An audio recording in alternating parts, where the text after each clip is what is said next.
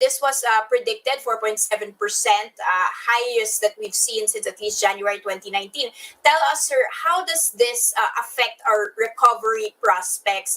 And do you agree that this is all supply side driven and it's something that can be arrested in the short term? This is actually lower than what we expected. We were projecting at around 4.8%, but this will definitely hurt the economic recovery story of our economy. No? So, and I agree that this is supply side driven. This is mainly by the African swine flu, and then exacerbated by our transport and storage inefficiencies. So, whereas we can actually solve it with some importation deals. But I think that the longer term solution, which may not actually be addressed as soon as possible, which is the increasing the capacity of our transportation storage, and specifically on our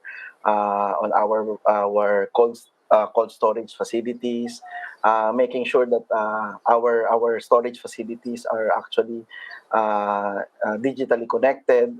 So all those, so that the farmers and the buyers can see eye to eye in a more direct way. So I think yun yung the one that exacerbates this particular inflation is actually the information asymmetry. So we really don't know what's happening in the middle. So what's really driving this particular cost, and that's why this is driving the government to impose all these price freezes, no? So because we don't know what's happening. So if we have a more transparent supply and demand transactions, then the price should normalize to what should be the price, which should be lower. So that's my take on this. Okay, sir, what do you think of the plan of the Department of Agriculture na maagapan na tong ASF? Why are we not seeing this yet in the February print, especially if they've already, imported, opened it for import, they've already tried to get vaccinations for the pigs, and they've already tried to put price ceilings? The lack of information, the lack of transparency can really translate to higher prices, the unmanageable increase in prices. This feeds into imagination of people across the value chain, of players across the value chain. So just by imagining, oh, probably the prices are too high, so they translate it, they translate it all the way down to the value chain. So this lack of information that must be addressed as soon as possible is feeding this particular additional unnecessary inflation for our food, for our meat and vegetable, including actually our vegetable prices. With the global economy set to hopefully also recover this year, you're also seeing a rebound in things like oil prices, which would of course feed into our inflationary print and increase the prices for consumers here.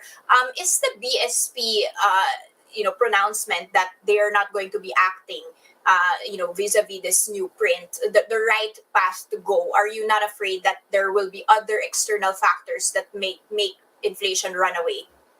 Well, I'm praying that they are right. So, but I think at this rate, we will breach the inflation, the 4% inflation for the whole year of 2021.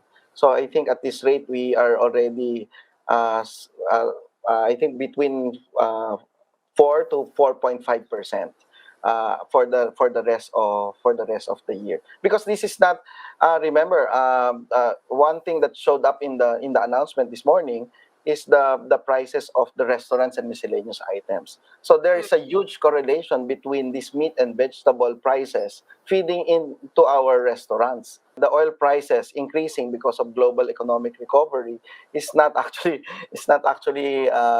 adding good news to this particular sad story. So I hope that the government, both the national government and the BSP, will revisit their policies, review their policies carefully. I know they are, but I think this is too close to call, no? So this is really, I think, at this rate, uh, our projections may actually breach yung 4%. So But I hope BSP is Is correct. correct.